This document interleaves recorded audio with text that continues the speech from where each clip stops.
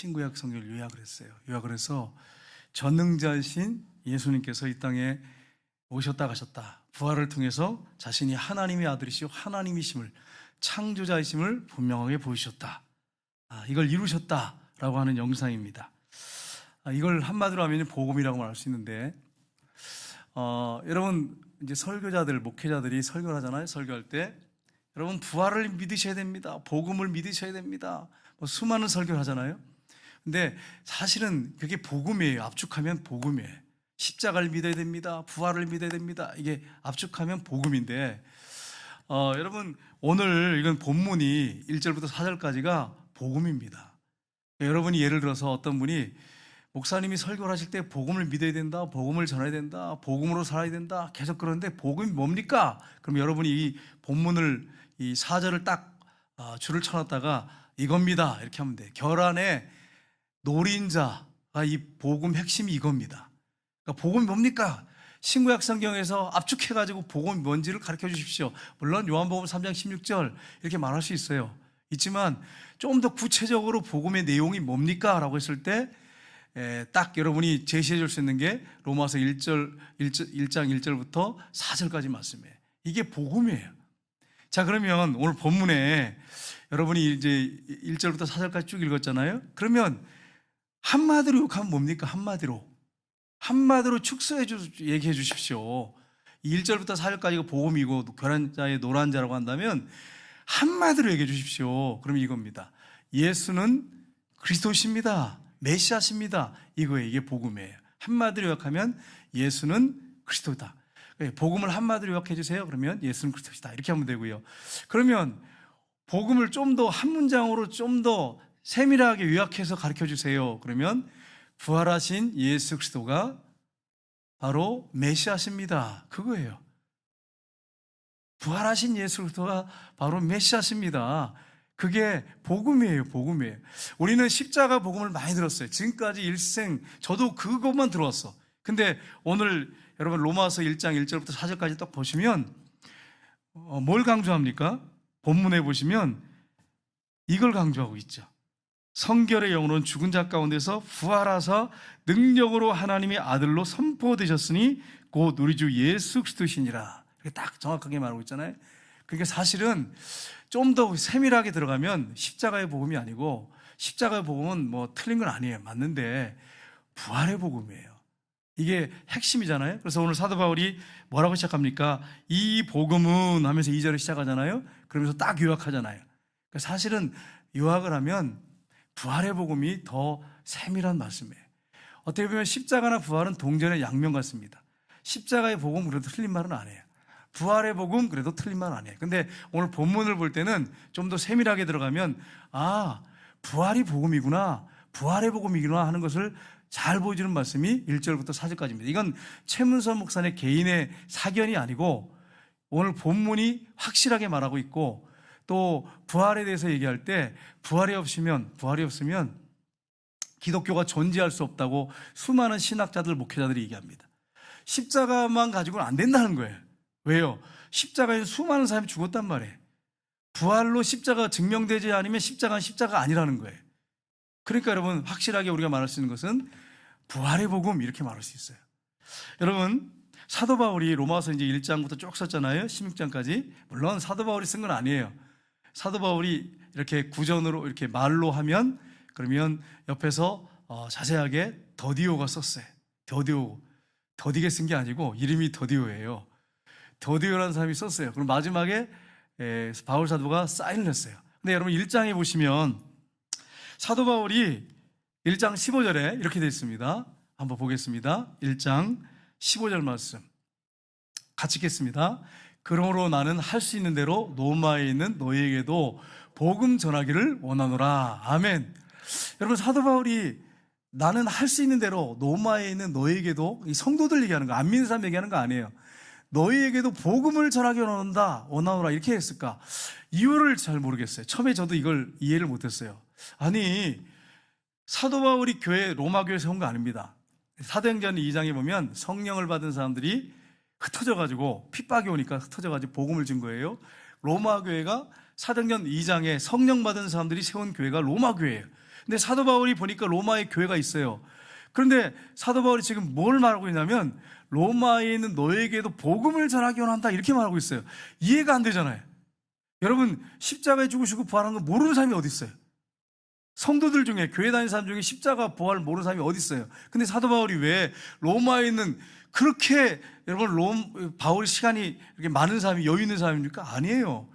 사도 바울처럼 바쁘고 힘든 사람이 없어요. 고난 얼마나 엄청난 고난을 다 받았잖아요. 그런 사도 바울이 로마에 가서 기껏 전하는 게 복음을 전하기 원하겠다 할 수 있으면 그렇게 했을까 하는 것입니다. 왜 그랬을까? 이 부활은 능력이고 부활이면 다 됩니다. 이 복음이면 다 됩니다. 왜 그렇습니까? 여러분 예수님이 십자가에 죽으시고 부활하셔서 죄 문제, 죽음 문제, 저주 문제 다 해결해 오셨어요. 다 끝내놓으셨어. 그래서 이제는 예수님을 주인으로 인정하면 자유, 승리, 기쁨, 감사 다 누리는 거예요. 부활의 복음이면 다 되는 거예요. 그래서 할 수만 있으면 너에게 가서 내가 복음을 전하기 원한다. 이렇게 사도 바울이 말한 것입니다. 여러분 갈라디아서 2장 20절 한번 볼까요? 우리 한번 같이 읽겠습니다. 갈라디아서 2장 20절 내가 그리스도와 함께 십자가에 못 박혔나니 그런즉 이제는 내가 사는 것이 아니요 오직 내 안에 그리스도께서 사신 것이라. 이제 내가 육체 가운데 사는 것은 나를 사랑하사 나를 위하여 자기 자신을 버리신 하나님의 아들을 믿는 믿음 안에 사는 것이니라. 아멘. 여기 보시면 내가 그리스도와 함께 십자가에 못 박혔나니 원어를 보니까 어떻게 되냐면 동사인데 못 박혔단 말은 동사잖아요. 내가 못 박혔다 십자가에. 이게 완료형으로 되어 있습니다. 이미 십자가에서 예수님이 다 끝내놓으셨다는 거예요. 그럼 예수님만 십자가 못 박혔느냐? 아니라는 거예요. 나도 십자가에 못 박혀 죽었다는 거예요. 완료형 수동형으로 되어 있습니다. 원어를 보니까 나는 십자가에서 이미 죽었다. 예수님이 죽을 때 나는 죽었다 이거예요. 끝났다는 거예요. 여러분과 저는 이미 죽었어요. 십자가에 죽었어. 근데 예를 들어서 볼까요? 여러분 죽었나 살았나 한번 생각해 보세요. 죽었다고 고백하는데 어떤 사람이 앞에 차를 탁 끼어들어. 아니면 어떤 사람이 추월하려고 하는데 늦게 가. 그런데 추월하려고 하면 막 따라와. 또 앞서서 가려고 추월하려고 하면 또 따라와. 그럼 여러분 어떡하겠어요? 막 분노가 안 나겠어요? 어떤 분이 그랬다는 거 크리스찬이에요. 신앙생활 잘해 성가도도 하고 교사하는 분이에요. 화가 너무 머리까지 나가지고 막 앞질러 가가지고 브레이크를 콱 급브레이크를 밟고 막 그랬다는 거예요. 여러분 트럭 운전사가 얼마나 화가 나겠어요? 쫓아가지고 신호등에 걸렸는데 쫓아와서 딱 뒤에 세워놓고 멱살을 잡고 막 흔들었대요.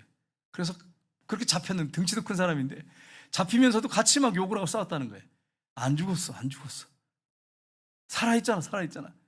여러분 혈기가 살아있잖아. 안 죽었잖아요. 예수님이 십자가 못 박히다 죽었다고 했는데 내가 안 죽었어. 혈기가 살아있어. 안 죽었다는 얘기예요. 신앙생활에 변화가 없다는 거예요. 실제가 안 된다는 거예요. 나도 하나 변화시키지 못하는 복음을 누구한테 가서 전해요?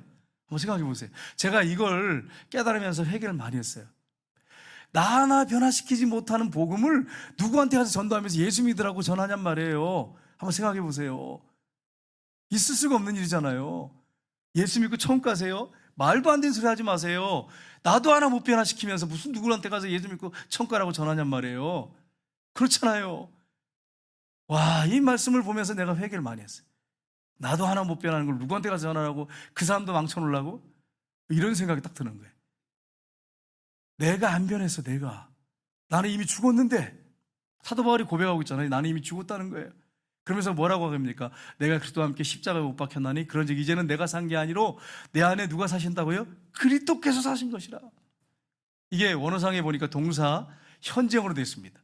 예수님이 지금 생생하게 살아계죠. 그러면 여러분 변화 안 될까요? 안 변화되는 게 기적이지. 만약에 예수 믿었는데 안 변화되면 복음이 실제가 안 된 거예요. 이건 지식으로만 아는 거예요. 지식으로만. 여러분 정신 차리셔야 돼. 정신 차리셔야 돼. 지식으로 하는 복음이 나 하나 못 변화시키는 복음이 무슨 의미가 있냔 말이에요. 지식만 쌓아서 뭐 하냔 말이에요. 성경 물어보면 답 탁탁 하는 거 그게 무슨 의미가 있냔 말이에요. 한번 생각해 봐요. 답답한 일이잖아요. 이게 답답한 일 아니에요. 성경 공부잖아요. 성경 공부.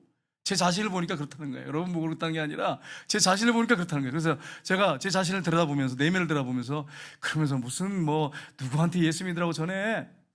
그러면서 회개가 많이 나왔어요. 이제 제가 부활하신 주님이 정말 주인인가 실제인가 이걸 내가 확신하면서 제 자신이 변화되면서 이제는 좀 더 자신을 갖고 제가 복음을 전할 수 있게 됐어요. 자신도 못 변화시키는 복음을 누구한테 가서 전하냔 말이에요. 무슨 일이잖아요, 무슨 일. 그래서 여러분, 사도 바울이 부활하신 예수님이 내 안에 살아계시다고 하니까 담대한 거예요. 그래서 생명을 바쳐서 복음을 준 거예요. 자신 있게. 그리고 교회를 세우고 영혼들에게 이게 본인이 갈 수 없으면 편지를 써가지고 그 열정으로 편지까지 보낸 거예요. 이 복음은 생명입니다. 능력입니다. 복음이면 다 됩니다. 사실이 아니라면 복음을 전할 이유가 없는 거예요. 여러분, 김성도 목사님이 제가 책을 읽었어요. 부활이라는 책을 읽었는데 이분이 그 내용이 어떤 내용이 나오면 이런 내용이 나와요. 책에 자기가 체육교사를 20년 했대요. 아내가 목사 딸이었대요. 그래서 이제 이제 결혼을 했는데 도저히 안 믿어지더래. 그러다 이분이 부활하신 예수를 만나고 변화됐어요. 그래가지고 이제 신학을 해서 목사가 됐어요. 목사가 돼가지고 너희는 가서 모든 민족으로 제자를 삼아라, 이 말씀에 은혜를 받아가지고 체육교사 그만두고 이제 대학생 6명을 데리고 제자 훈련을 시작했대.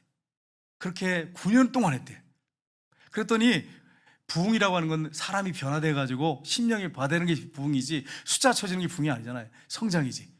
9년을 생명을 바쳐서 했다는 거예요. 근데 놀라운 것은 이분이 이런 얘기를 하는 거예요. 그렇게 9년 동안 자기는 다 버리고 했는데 이 희한한 것은 교회는 성장을 하는데 복음을 증가하지 않더래요. 복음을. 그리고 지속적으로 제자 삼는 재생산의 역사가 이루어지지 않더래요. 왜 그런가 고민되더래요. 그래가지고 목회를 딱 이제 접은 게 아니라 이제 제자 훈련을 잠깐 내려놓고 성경을 다시 읽었대. 그래서 계속 읽으면서 사도행전의 역사가 왜 오늘날 일어나지 않는가? 그래가지고 사도행전을 계속 봤답니다. 또 보고 그분이 답을 얻은 게 뭐냐? 아, 그렇구나. 사도행전을 건너뛰었구나. 사도행전을 건너뛰고 서신서로 넘어갔구나. 그러니까 성도들의 삶에 기적이 일어나지 않는구나. 변화가 없구나. 자기 자신도 하나 변화가 안 되는구나. 그리고 교회가 변화가 없구나. 이걸 깨달으신 거예요. 그래서 이분이 그 다음부터는 뭘 했느냐면 이제 부활의 복음을 증거하면서 성도들을 갖다가 부활을 실제가 되도록, 지식이 아니라 실제가 되도록 훈련시켰대. 그런데 지금 오늘날 어떻게 됐느냐? 여러분, 920명이 시채널에서 간증을 했어요. 제가 지금 쭉 듣고 있는데 한 200 몇 명을 들었어요. 한 15분, 20분 정도 하는데 들었는데 놀라운 것은 중독자들이 변하는 거예요. 알코올 중독, 쇼핑 중독, 무슨 마약 중독자들도 있고요. 그 다음에 일 중독자들, 또 우울증 환자들, 조울증 환자들이 변화되는 거예요. 이야, 그래서 이분이 하는 얘기가 뭐냐면 부활이면 다 됩니다. 부활이면 변화됩니다. 문제는 뭐냐면 부활이 실제가 아니고 지식으로 동의하는 거니까, 아는 거니까 변화가 없습니다. 이거예요. 이분이 책의 그 내용이 그런 내용이에요. 그래서 지금까지 그 교회는 수많은 사람이 간증하는데 계속 간증자가 나오는 거야. 심지어 어린아이까지. 여러분, 복음이 실제가 안 되면 자신도 변화되지 않고 다른 사람 변화시키지 못합니다. 이분이 이것을 강조하시더라고요. 사도행전을 건너뛴 시대. 그냥 사도행전의 능력은 하나도 안 나타나고 그냥 서신서 읽고 거기서 은혜 받고 좋아요 이런다는 거예요. 능력은 하나도 없고. 여러분, 우리가 이 사실을 알고 한번 우리 자신의 신앙을 점검했으면 좋겠습니다. 이분이 목사님이 이런 말씀하세요. 이 사도행전에 나오는 초대교회 성도들은 부활의 주님을 확실하게 만나고 성령을 받아서 성령의 권능으로 부활을 증거했다. 이게 핵심이라는 거예요. 사도행전의 전체 핵심이라는 거예요. 제가 그래서 정말인가 그래서 사도행전을 19번을 봤어요. 정말인가 1장부터 19번을 봤더니 진짜 그런 거예요. 이게 사도행전을 건너뛰었구나. 그러니까 오늘날 한국교회가 능력이 없구나. 자신도 하나 변화되지 않는구나. 이걸 발견했어요. 그래서 제가 다시 한번 복음 앞에 서야겠구나. 그래서 이제 앞으로 제가 주일 오후에는 이제 수요일날 오늘 이제 목사님 휴가 가서 그러는데 다시 복음 앞에라는 주제를 가지고 정말 실제가 되도록 같이 저 자신뿐 아니라 여러분의 삶도 실제가 돼서 변화가 있는, 교회가 변화가 되어 있는 이 복음을, 살아있는 복음이면 다 된다고 하는데 말로만 그렇지 않고 실제 복음이면 다 되는구나 하는 것을 확실하게 보여줘야 되겠다, 이런 생각을 성령께서 마음에 주셨어요. 그래서 앞으로 그렇게 나가려고 그래요. 여러분, 그러면 사도행전의 초대교회 사도들과 성도들에게 복음을 통해서 어떤 일이 일어났습니까? 이 부분을 살펴봤으면 좋겠어요. 첫 번째는 뭐냐면 예수님을 믿지 않는 죄를 회개했습니다. 철저하게 회개했습니다. 우리 사도행전 2장 37절 39절 한번 볼까요? 같이 읽겠습니다.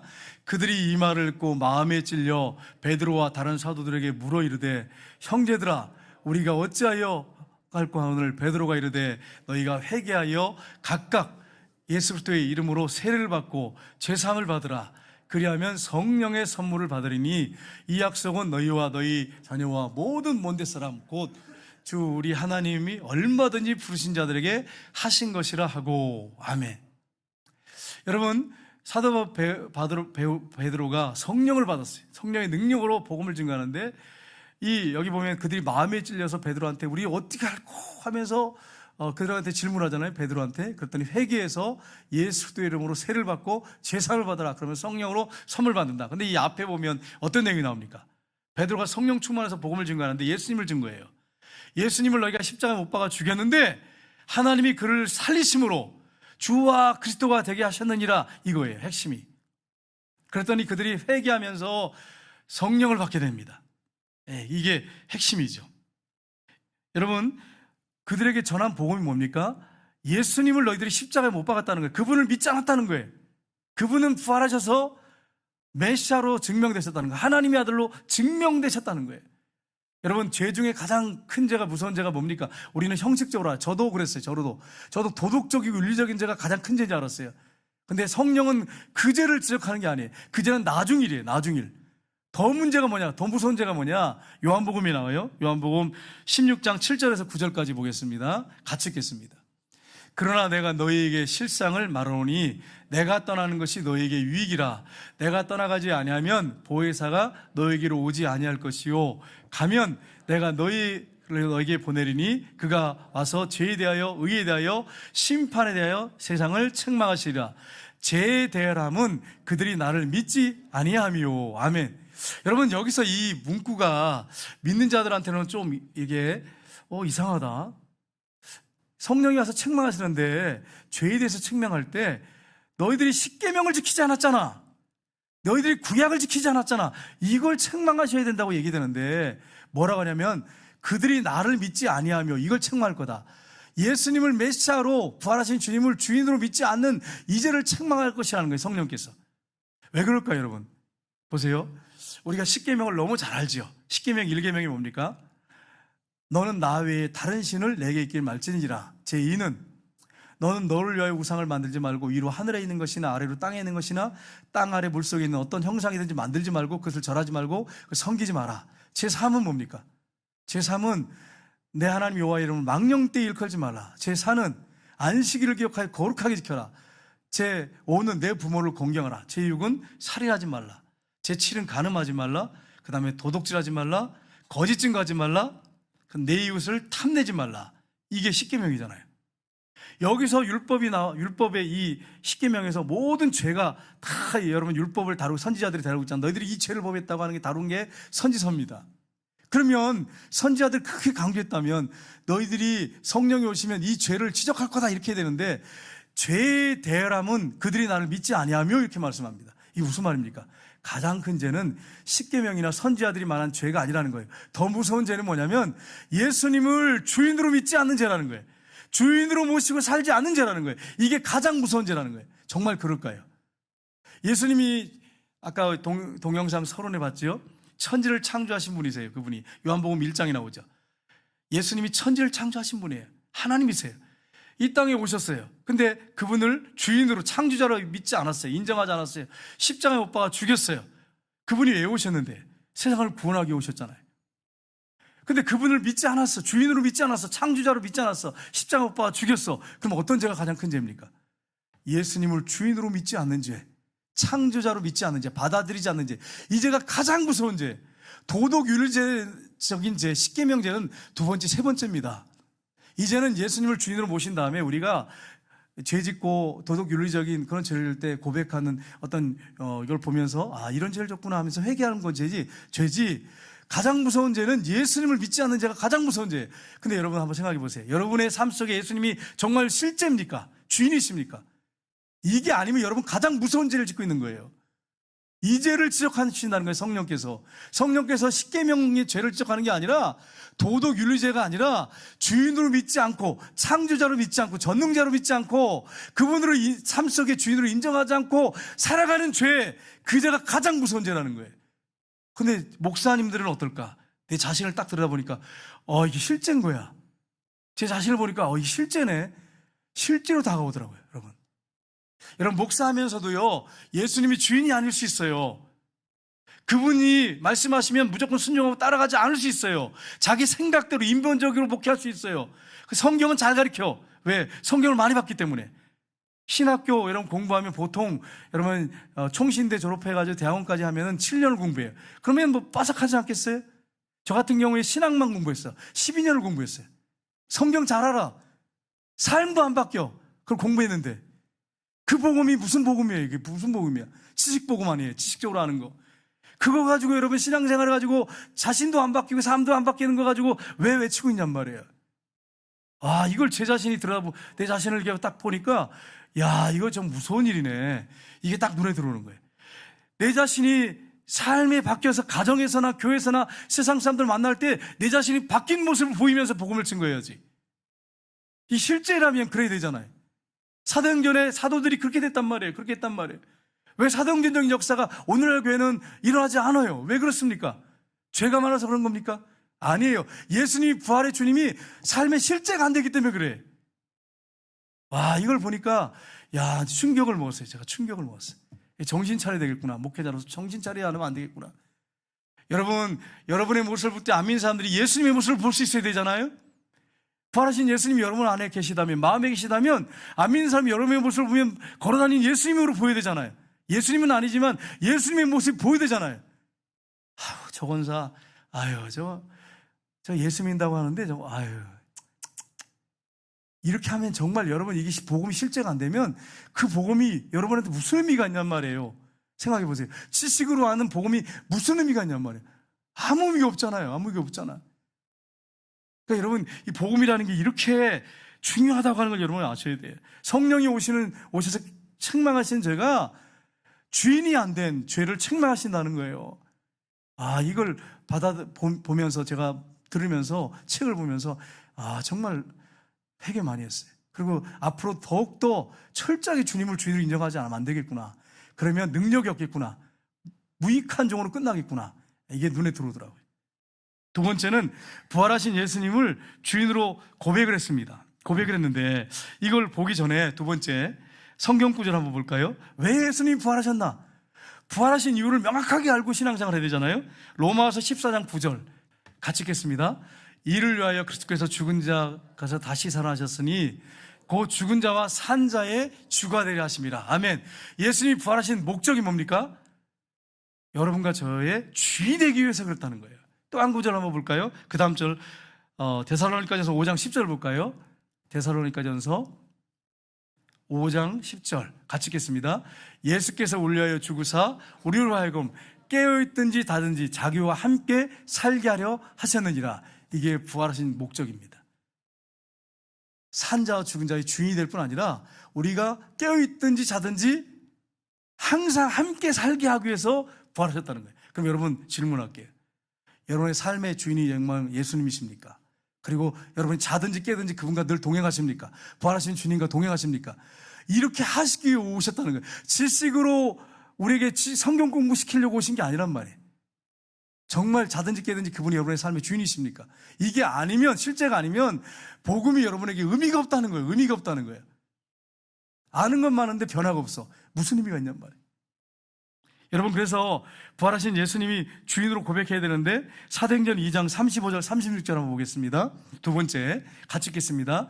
내가 내 원수로 내 발등상이 되게 하기까지 너는 내 우편에 앉아있으라 하셨도다 하셨으니 그런즉 이스라엘 온 집은 확실히 할지니 너희가 십자가에 못 박은 이 예수를 하나님이 주와 그리스도가 되게 하셨느니라 하니라. 이걸 외쳤어요. 하나님이 주와 그리스도가 되게 하기 위해서 부활시켰다. 이걸 외쳤어요. 그랬더니 초대교회 그 많은 사람들이, 이 복음을 들었던 사람들이 사도행전에 수많은 사람들이 회개하고 3,000명이 세를 받았습니다. 이게 핵심이었어요. 여러분, 제가 제자훈련을 했잖아요. 하는데 사람이 안 변하는 거야. 변화되는 사람도 있어요. 다 안 변하는 건 아니에요. 변화된 사람이 있는데 아는 건 많은데, 질문하면 아는 건 많은데 안 변하는 거예요, 사람이. 그래서 왜 그럴까 하다가 제자 훈련하다 제가 중간에 좀 쉬었어요. 그러다가 저쪽에 도량동 쪽에 교회 개척해서 제자 훈련하신 목사님하고 식사를 제가 같이 했어요. 근데 그분이 목회를 하면서 성도들이 변화되는 게 핵심인데 이게 가장 핵심이에요. 교회 숫자가 아니에요. 변화되지 않으면 무슨 의미가 있냔 말이에요. 10,000명, 10만 명은 무슨 소용이냔 말이에요. 그래서 이 얘기를 쭉 하는데 이분이 얘기하는 거예요. 제가 목회를 하면서, 그분도 회의에 빠진 거예요. 목회하면서 안 변하니까 성도들이. 제자 훈련이 결국 그래도 변화되지 않겠습니까? 이것밖에 답이 없네요. 아무리 찾아도 없네요. 그래서 다시 제자 훈련했어. 근데 또 안 변하는 거야. 변화된 사람도 있지만. 그래서 제가 고민을 많이 했어요. 그러다가 고민하다가 이제 책을 읽고 막 하다가 김성노 목사님 아니라 김성노 목사님 부활이라는 책을 쭉 읽는데 거기서 뭘 이분이 다루고 있냐면 이 얘기를 하는 거예요. 사람이 예수님을 구주로 영접해서 주인으로 모셔드리지 않으면, 삶으로 모셔드리고 살지 않으면 제자훈련 백날에도 변화되지 않습니다. 이 얘기를 하는 거예요. 사람 절대 안 변합니다. 제가 경험인데 예수님을 주인으로 모신 사람에게 복음, 이 말씀을 가지고 제자훈련 시키고 복음으로 제자훈련 시켜야 사람이 변화됩니다. 이걸 딱 말씀하세요. 그래서 정말 해가지고 찾아보고 실제 이분이 교회에서 어떻게 하는지를 쭉 찾아보니까 그렇구나. 우리 교회가 제자훈련도 그렇게 사람들이 확 바뀌는 게 바로 이게 문제였구나. 그래서 제가 이제 제자훈련 할 때요, 남자 집사님들하고 이제 해보잖아요. 해보면 예수님이 집사님의 주인이십니까? 이 질문 하잖아요. 그러면 아니에요. 그 삶이 안 바뀌는 거예요. 주인이 아니야. 돈, 명예, 시간, 건강, 재능, 은사, 이거 주인이십니까? 예수님이 당신의 부활하신 주님이 주인이십니까? 질문해 보니까 아니에요. 여러분한테 스스로 답을 해보시면 안 돼. 질문해 보시면 알아요. 딱 해보니까 주인이 아니야. 그러니까 이분은요, 성경 공부가 재미가 없어. 제자훈련이 지겨워. 숙제가 부담스러워. 그런 분한테 1년, 2년, 3년 제자훈련하면 뭐 하겠어요? 변화되겠어요? 이게 핵심이구나. 이게 핵심이구나. 예수님이, 부활하신 예수님이 주인이 되지 않으면 제자훈련 첫날 백날에도 안 변하는구나. 이게 답이 탁 나오더라고요. 그래서 제자훈련을 이제 할 겁니다. 코로나 이제 어느 정도 정리되면 할 건데, 이게 확실하게 되면 삶이 변화됩니다. 분명히 변화됩니다. 근데 이게 되지 않으면 제자훈련 아무리 해도 똑같아. 아는 건 많은데 변화는 없어요. 여러분, 이 사실을 분명히 하셔야 됩니다. 하나님의 꿈은 뭐냐? 교회입니다. 하나님의 유일한 소망은 교회입니다. 근데 어떤 교회냐? 모든 공동체 성도들이 예수님을, 부활하신 예수님을 주인으로 모셔드리고 그분을 주인으로 인정하고 말씀을 통해서 변화돼서 세상을 변화시키는 그리스도인, 이게 하나님의 유일한 꿈이에요. 이게 소망이에요. 교회가 그런 공동체, 그냥 모여가지고 맨날 설교 듣고 그냥 뭐 봉사 좀 하다가 끝나는 그런 게 교회가 아니란 말이에요. 변화돼서 세상을 변화시키는 공동체, 그게 교회입니다. 하나님이 원하는 공동체가 바로 이 공동체예요.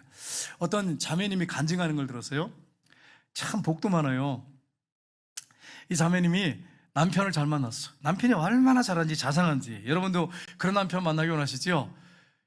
여러분, 그런 남편이 여러분 남편이에요. 여러분이 정말 사랑으로 잘 섬겼으면 남편이 변화됐을 텐데 그렇게 못해가지고 변화가 안 된 거예요. 엄밀히 들어가서 따져보면 남편이 너무 잘하는 거야. 자상하게 잘해주고, 또 자녀들이 공부도 잘해. 남편이 돈도 잘 벌어와. 남편 복 있는 여자가 자식 복도 있어. 근데 이분이 무슨 얘기하냐면 이런 얘기하는 거예요. 그런데 내면을 들여다보는데 행복이 없다는 거야. 만족이 없다는 거예요. 여러분, 이런 여성이라면 만족을 해야 되지 않겠어요? 남편이 자상하고 잘해줘, 사랑해줘, 자녀도 공부 잘하고 속을 안 새겨, 돈도 잘 벌어와. 그러면 만족해야 될 거 아니야. 근데 만족이 없다는 거예요. 만족이 없다는 거예요, 이 자매가. 여러분, 그렇습니다. 세상의 것을 아무리 여러분 채워도, 여러분 가정 안에 가득 채워놔도 만족이 없어요. 행복이 없어요. 그걸 여러분 아셔야 됩니다. 근데 이분이 예수님을 주인으로 믿고 마음에 모셔드리고 그분과 동행하니까 진정한 만족을 얻었다 그러면서 간증을 하시더라고요. 그렇습니다. 여러분, 세상에 무엇을 갖다 줘도 만족이 없습니다. 여러분, 지금 여기 설교 듣고 있는데 여러분, 제가 그랬죠? 듣고 싶은 것만 듣는다고. 여러분이 원하는 소원들이 있단 말이에요. 그 소원들을 여러분이 소원을 가지고 사는데 기도하는데 그게 이루어졌어. 그럼 만족할까요? 그거? 예를 들어서 여러분이 여기 이제 권사님들 계시는데 40평 아파트 2클래스 아니면 여기 이제 힐스테이 여기 들어가서 살았으면 좋겠다. 그러면 들어가서 삶에 좀 만족할까요? 조경길 수사님 지금 그 아파트 들어가서 사시는데 만족하십니까? 힐스테이 들어갔잖아. 그 꿈에도 원하는 우리 앞에 힐스테이가 탁 들어져 그래서 주여 저기 한번 들어갔으면 좋겠는데 원하는 거 있지만 제가 진짜 들어가고 싶다는 얘기 아니라 앞에 있으니까 그렇게 보이더라고요. 그 마음이. 만족하십니까? 아니에요. 1년 정도 지나면 만족 없어요. 그럼 외제차 타고 좋은 차 타면 만족 있을까요? 만족 없어요. 만족 없어요. 그럼 자녀들이 공부 잘하면 만족 있을까요? 만족 없어요. 세상에 어떤 것도 여러분 만족함이 없어요. 어떤 것도 여러분 만족시킬 수 있는 게 없어요. 예수님이 진정한 주인이 되시고 신랑이 되셔야만이 아까 제가 말씀드렸죠. 예수님 부활하신 이유, 목적이 분명히 말씀드렸잖아요. 산자와 죽은 자가 주가 되시고 자나깨나 늘 주인으로 동행하시는 그게 목적을 두고 부활하셨다는 거예요. 그러면 그분과 그렇게 살면 진정한 행복이 있는 거예요. 여러분 그렇게 사셔야 되는 거예요. 여러분 이게 삶의 실제가 되지 않으면 여러분 진정한 행복이 오지 않습니다. 그 무엇으로도 채워지지 않습니다. 어떤 자매님이 쇼핑 중독에 빠져가지고요 매일 쇼핑만 하러 돌아다니는 거야. 저 홈플러스부터 해가지고 저 롯데마트 또 이마트 동아백화점 그러고 돌아다녀. 근데 만족이 없대. 그럼 어떻게 하면 좋아? 아니 그렇게 시간 나면 돌아다니는데 쇼핑하고 돌아다니는데 만족이 없대. 만족이. 그리고 원하는 거 있으면 다 사고 그래서 맨날 사. 그리고 또 자랑하네. 그걸 자랑하면서 그러면서 또 자랑을 하면서 또 이렇게 근데 만족이 없네요. 그러면서 자랑을 또 해. 옷을 이거 샀더니 좋았더라. 신발 샀더니 좋았더라. 근데 만족은 없대. 그럼 만족이 없으니까 계속 사들이는 거죠. 남편이 돈 잘 벌어오니까. 여러분 그렇습니다. 세상의 것들 어느 것도 만족이 없습니다. 주님이 주인이 될 때만이 만족이 있습니다. 여러분 이 사실 기억하고 내가 왜 이렇게 마음이 뻥 뚫린 것 같지? 왜 이렇게 허전하지? 왜 만족이 없을까? 그런 분이 계시다면 여러분 자신의 내면에 한번 정말 주님이 주인이신가를 돌아보세요. 그분과 늘 24시간 동행하는가? 그걸 돌아보세요. 그게 해결되면 복음이면 다 됩니다. 복음이면 충분합니다. 복음이면 만족합니다. 여러분 이걸 기억하셔야 돼요. 세 번째는 이 부활의 복음이 선명할 때 성도들의 삶이 바뀝니다. 선명해야 돼요. 명확하지 않으면 바뀌지 않습니다. 우리 사도행전 2장 44절 47절 보겠습니다. 같이 읽겠습니다. 믿는 사람이 다 함께 있어 모든 물건을 서로 통용하고 또 재산과 소유를 다 팔아 각 사람의 필요를 따라 나눠주매 날마다 마음을 같이하여 성전에 모이기를 힘쓰고 집에서 떡을 떼며 기쁨과 순전한 마음으로 음식을 먹고 하나님을 찬미하며 또 온 백성에게 칭송을 받으니 주께서 구원받은 사람을 날마다 더하게 하시니라. 아멘. 이게 뭐라고 말씀했습니까? 믿는 사람들이 다 함께 모여서 물건을 서로 통용했단 말은 서로 물건을 빌려주고 이랬다는 얘기가 아니에요. 같이 썼다는 거예요. 같이 그냥 내 물건 낼 거라고 하지 않고 그냥 같이 썼다는 거예요. 이건 다 하나님이 주인이십니다. 주님이 주인이십니다. 우리 마음껏 쓰십시오. 물건을 다 내놓고 재산을 팔아가지고 가난한 사람들의 필요를 따라 나눠주고 날마다 마음을 같이 해서 성전에 모이기를 힘쓰고 집에서 떡을 떼면서 기쁨과 순전한 마음으로 음식을 먹었다 그랬어요. 여러분 이런 교회가 지금 한국 교회에 있습니까? 한 교회라도 있으면 한번 얘기해 보세요. 없잖아요. 충격이잖아요. 그럼 사도행전에서 끝난 겁니까? 사도행전에서 초대교회의 역사는 끝난 겁니까? 우리 교회는 이런 역사가 왜 안 일어날까요? 예수님이 주인이 아니기 때문에 그래요. 내 마음의 주인이 아니기 때문에 그래요. 그 다음 절 한번 볼까요? 우리 사도행전 5장 42절 보겠습니다. 같이 읽겠습니다. 베드로가 이르되 은과 금은 내게 없거니와 내게 있는 것으로 내게 주노니 나사렛 예수 그리스도 이름으로 일어나 걸으라고. 아멘. 베드로가 안진뱅이를 일으킨 그런 모습 여러분 잘 아시죠? 그가 기도 시간에 올라갔는데 나면서부터 안진뱅이 있던 사람이 베드로와 요한이 올라가는 걸 보고 뭔가 좀 얻을까 해서 바라봤습니다. 그때 베드로가 뭐라고 합니까? 은과 금은 내게 없다. 내게 있는 것 내게 주노니 나사렛 예수 그리스도 이름으로 일어나 거라. 내게 있는 것은 예수 그리스도다. 그리고 일어나 거라고 할 때 안진뱅이가 일어났습니다.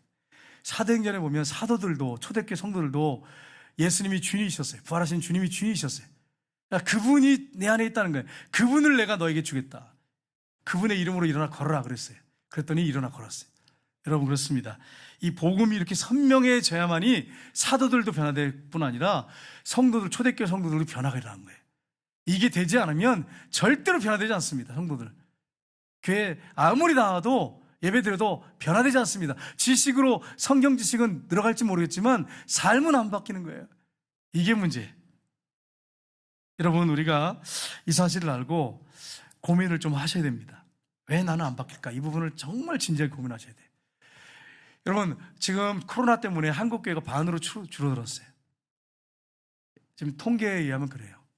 청년들 교회 떠나고 있고요. 교회에서 교회 가지 말라고 가르쳐요. 초등학생들한테 중학생 교회 가지 말라고 가르쳐요. 지금 그렇지 않아도 막 계속 떨어지고 있는데, 그러면 대안이 뭡니까? 대안이, 제가 이제 춘천 한마음교회를 이렇게 들어가서 어떻게 거기는 그러면 주일학교나 이런 것들을 어떻게 하나 이렇게 한번 쭉 봤어요. 봤더니 이 부활의 복음을 선명하게 주일학교부터 중고등부 청년부까지 가르치니까요, 어떤 일이 벌어지냐면 학교에서 고등학생들이 작은 교회를 세우는 거예요. 그래서 예배를 드려요. 실제로 그 교회 학생들이 캐나다, 일본, 미국 막 흩어져 있는 성도들이 거기서 작은 교회를 세워가지고 집이 교회예요. 제가 뭐가 하나 고민이었냐면 이거 고민이었어요. 선교단체들은 세계 곳곳에 가서 선교사님들이 가서 복음을 전하잖아요. 그래서 교회를 세워가지고 거기서 복음을 증거하고, 또 다른 인터콜 같은 경우에 특히 잘하잖아요. 그래가지고 비전 스쿨 해가지고 또 다른 나라에 이게 선교사를 보내. 근데 왜 교회는 안 될까? 아니 사도행전 교회는 됐는데 왜 오늘날 교회는 안 될까? 제가 이게 고민이었어요. 왜 오늘날 교회는 안 될까? 근데 보니까 춘천한마음교회는 그게 되는 교회예요. 다른 교회들은 그게 안 돼. 그냥 우리 교회 가지고 훈련시켜가지고 좀 이렇게 봉사시키고 이런 건 다 끝나는데, 세계로 흩어지면 성도들이 가면 거기서 교회를 세워가지고 선교사 파송하고 이런 게 왜 안 될까? 왜 안 될까 고민했어요. 근데 춘천한마음교회는 그게 되는 거예요. 그래서 왜 이게 될까? 어떻게 이게 가능할까? 그랬더니 복음이 실제가 되는 거예요. 실제가 되니까 이게 되는 거예요. 선교단체만 되는 게 아니더라고요. 복음이, 부활하신 주님이 정말 가정에 내 삶의 주인이 되니까, 이게 실제가 되니까 놀라운 기적의 역사가 막 일어나는 거예요. 그래서 이 재생산이 되는 거예요. 제자훈련이 재생산 제자훈련이 되고 전도가 되는 거예요. 여러분 그렇습니다. 우리 교회가 좀 이런 교회가 됐으면 좋겠어요. 예를 들어서 우리 교회 성도 중에 어떤 분이 외국에 갔는데 거기서 작은 교회를 세워가지고 실제가 돼서 그분이 작은 목사가 되는 거죠. 복음을 증거하고 영혼들을 전도해가지고 선교사를 파송하는, 이게 사도행전에서 원하는, 주님이 원하는 꿈꾸는 교회예요. 우리 교회 그게 사도행전에서 말하는 교회가 아니에요.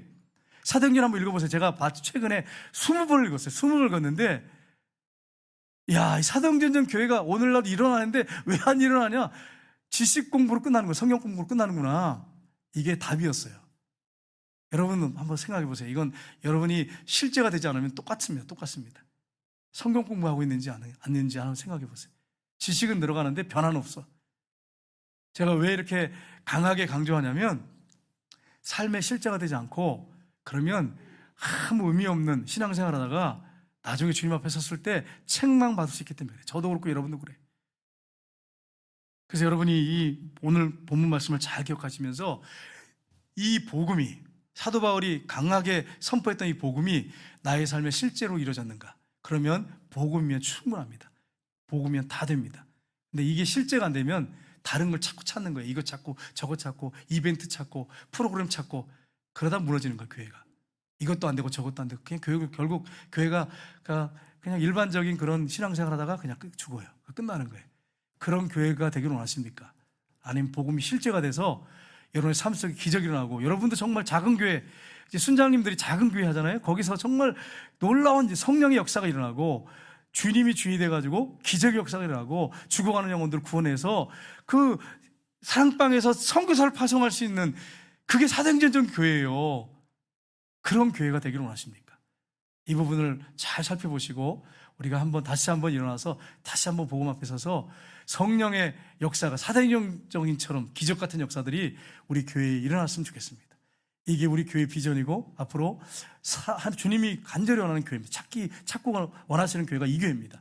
이런 교회가 되기를 주님의 이름으로 축복합니다. 기도하겠습니다. 하나님 아버지,